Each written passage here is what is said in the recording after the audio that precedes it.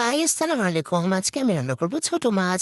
প্রথমে আমি একটা সুন্দরী কড়াই নিয়ে তারপর এখানে দিয়ে দিব তেল, তারপর দিব কাঁচামরিচ কুচি, পেঁয়াজ কুচি দিয়ে ভালোভাবে নাড়াচাড়া করে একটু হালকা ভেজে নেব।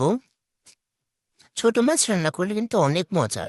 আর বেগুন আর আলু দিয়ে রান্না করলে এটা আরো বেশি খেতে ভালো লাগে। তারপর এখানে আমি দিয়ে দিব রসুন বাটা।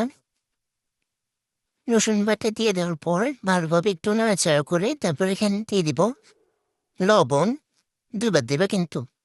তারপরে গুঁড়ামরিচ দিয়ে ভালোভাবে আমরা এটা নেড়ে তারপরে দিয়ে দিব হলুদের গুঁড়ো।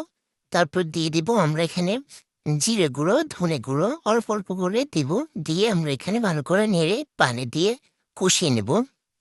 কষানো হয়ে গেলে আগে থেকে আলু আর বেগুন কেটে রেখেছিলাম এবার এখানে দিয়ে ভালোভাবে এটাকে আমরা নেড়ে মিশিয়ে নেব মশলার সাথে। এটা ভালোভাবে মিশাবে। তারপর এখানে দিয়ে দিলাম আমরা টমেটো। টমেটো কুচি দিয়ে ভালোভাবে নাড়াচাড়া করার পর এখানে পানি দিয়ে দিলাম। তারপরে যে বলক চলে এসেছে এবার আমরা দিয়ে দিব মাছগুলো। মাছগুলো দিয়ে এটাকে আস্তে আস্তে নাড়াচাড়া করে রেখে দিব। তারপর এই যে আমার মাছ কিন্তু হয়ে গিয়েছে। দেখছো কত সুন্দর কালার আসছে। এটা কিন্তু ঝোল ঝোল খেতে অনেক ভালো লাগে। আমরা এখানে ধনেপাতা কুচি দিয়ে আমরা এটা নামিয়ে নেব। এই ধনেপাতাগুলো কিন্তু অনেক ঘ্রাণ, স্মেলটা অনেক সুন্দর।